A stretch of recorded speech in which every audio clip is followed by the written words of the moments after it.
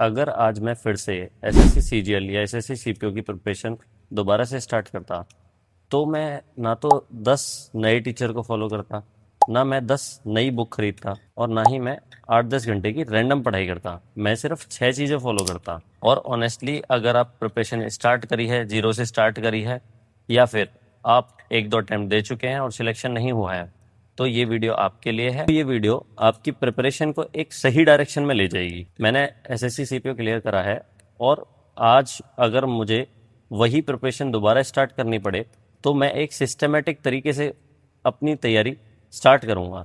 वही सिस्टमेटिक तरीका मैं आज आपको बताने जा रहा हूँ। तो मैं आपको वो सारी चीज़ें स्क्रीन पर समझाऊंगा। चलिए स्क्रीन पर चलते हैं। तो जिन 6 स्टेप के बारे में मैंने बात करी थी, उसमें पहला स्टेप क्या होगा? देखो, सबसे पहली मिस्टेक जो बिगिनर करते हैं, वो प्रिपरेशन स्टार्ट करते हैं बुक्स और लेक्चर्स से।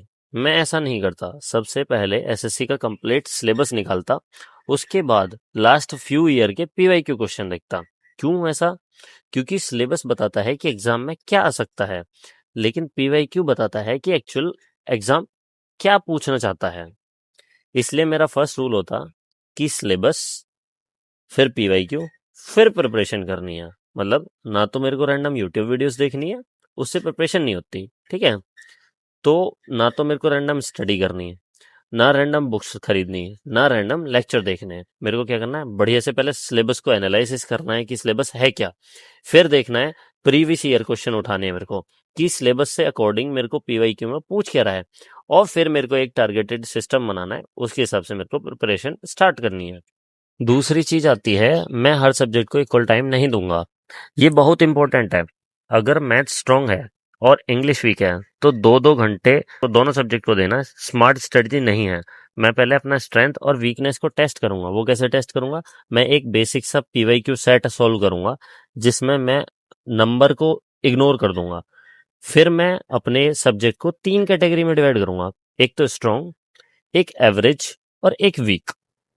ठीक है? जो मेरा स्ट्रॉन्ग सब्जेक्ट है उसको तो मेरे को रखना है मेंटेन, और जो मेरा वीक सब्जेक्ट है उसको प्रायोरिटी पे रखूंगा। सबसे ज्यादा टाइम मैं वीक सब्जेक्ट को दूंगा, और जो मेरा एवरेज है उसको मैं इंप्रूव करूंगा। मेरा फॉर्मूला क्या रहेगा? कि वीकनेस को तो इंप्रूव करो और स्ट्रेंथ को मेंटेन करो।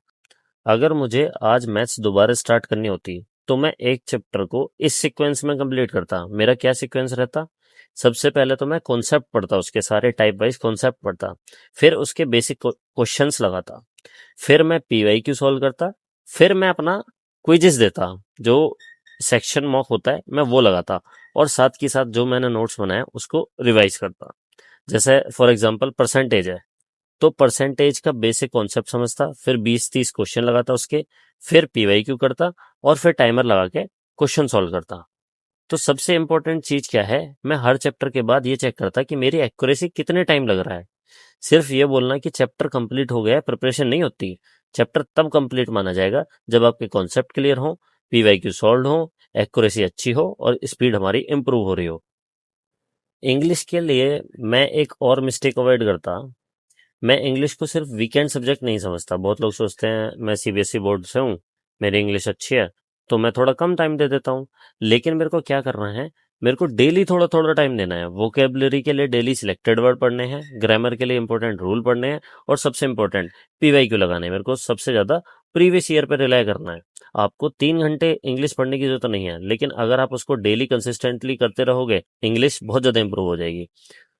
जैसे फॉर एग्जांपल 30 मिनट आप ग्रामर के लिए दो, 20 मिनट वोकैब के लिए दो, 30 मिनट प्रैक्टिस के लिए दो, बस।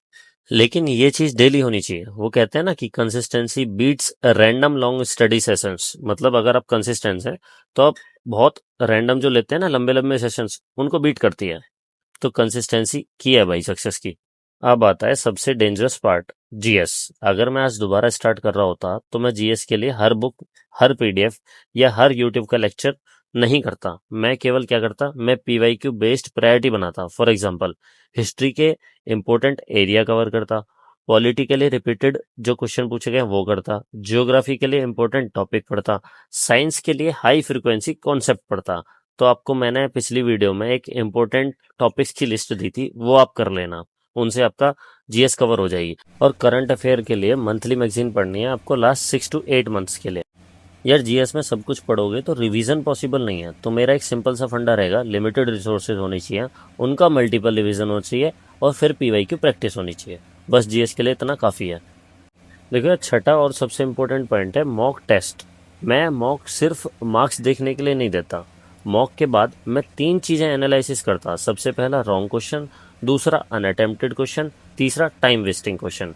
और फिर मैं एक मिस्टेक नोटबुक मेंटेन करता, उसको अच्छे से बनाता और उसको रिवाइज भी करता।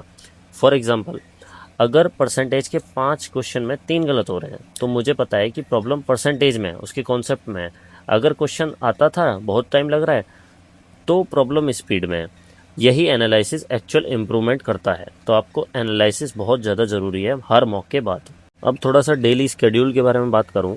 अब मान लो मेरे पास अराउंड 6 घंटे हैं, तो मैं कुछ इस तरह डिस्ट्रीब्यूट करता। 2 घंटे में मैथ को देता, उसमें कॉन्सेप्ट प्लस पीवाईक्यू करता। 1.5 घंटे में इंग्लिश को देता, उसमें ग्रामर पढ़ता, वोकैब पढ़ता और पीवाईक्यू करता। 1.5 घंटे में जीएस के लिए देता, एक अच्छे से टॉपिक पूरा कवर करता और उसको रिवाइज करता। और 1 घंटे में मिक्स प्रैक्टिस के लिए देता। लेकिन अगर आपके पास सिर्फ 3-4 घंटे हैं तो टेंशन नहीं, आप घंटे कम कर लो, सिस्टम मत तोड़ो। मतलब मैथ्स का थोड़ा पढ़ो, इंग्लिश भी पढ़ो, जीएस का एक फोकस पोर्शन ले लो और रेगुलर मॉक लगाओ या पीवाईक्यू करो। देखो, 4 घंटे की इफ़िशिएंट स्टडी 8 घंटे की डिस्ट्रैक्टेड स्टडी से बहुत ज़्यादा बढ़िया है। एक छोटा सा पॉइंट और था कि 5 ऐसी चीज़ें हैं जो बिल्कुल नहीं करनी आपको। सबसे पहली चीज़ है कि 10 टीचर फॉलो नहीं करने हैं। हर सब्जेक्ट के लिए एक प्राइमरी रिसोर्स रखना है, एक टीचर को फॉलो करो। और जो आपके पास रिसोर्स है केवल उसको करो, नई पीडीएफ डाउनलोड नहीं करनी है। अच्छा, तीसरी चीज़ होती है कि नोट्स बनाते बनाते पूरा दिन वेस्ट नहीं करना। शॉर्ट नोट्स बनाओ और उनको ऐसा बनाओ कि आप रिवाइज कर सको अच्छे से। और चौथी चीज़ है कि सिर्फ लेक्चर नहीं देखना है, लेक्चर के बाद क्वेश्चंस भी लगाने हैं। पांचवी चीज़ है कि मॉक के बाद हमेशा स्कोर को जज मत करो। अगर ज़्यादा है तो खुश मत हो और कम है तो डिमोटिवेट मत हो। बस एनालिसिस देखना है अच्छे से कि क्यों गलत हुआ और क्यों नहीं हुआ। तो लास्ट में एक बात बोलूँगा कि आप रिसोर्सेज कलेक्ट मत करो, आप रिजल्ट पे फोकस करो बस। तो अगर मैं एसएससी सीजीएल या एसएससी सीपीओ की प्रिपरेशन दोबारा स्टार्ट करता तो मेरा क्या सिस्टम रहता? Syllabus, PYQ, concept, practice, mock, analysis और रिवीजन। ये मेरा पूरा सिस्टम रहता। देखो यार, आपको प्रिपरेशन कोई कॉम्प्लिकेटेड बनाने की जरूरत नहीं है। उसको एक काम की तरह नहीं लेना, उसको फुल इंटरेस्ट के साथ लोगे तो आपकी प्रिपरेशन कभी भी बोरिंग नहीं होगी। आपको बस एक सिस्टम फॉलो करना है, जो मैंने बताया है इसकी हेल्प आप लेना और अपना सिस्टम खुद बनाना। उसको आप कंसिस्टेंसी से फॉलो करना है आपको। एक चीज याद रखना, सिलेक्शन उस बोरिंग प्रोसेस से होता है जो हमें डेली फॉलो करनी पड़ेगी। इसलिए आपको लगातार मेहनत करनी है। अगर आप एसएससी की प्रिपरेशन जनरली अच्छे से कर रहे हो, कमेंट करो आप बिगिनर हो, रिपीटर हो, क्या हो। और मैं नेक्स्ट वीडियो में इसी बेसिस पर आपको नई स्ट्रेटेजी या नई तरीका या किसी सब्जेक्ट के स्पेसिफिक वीडियो बनाऊंगा। इसी बेसिस पे बनाऊंगा। वीडियो हेल्पफुल लग रही हो तो वीडियो को लाइक कर देना और चैनल को सब्सक्राइब कर देना। अगली नई वीडियोस के लिए मिलते हैं दोस्तों नेक्स्ट वीडियो में। जय हिंद।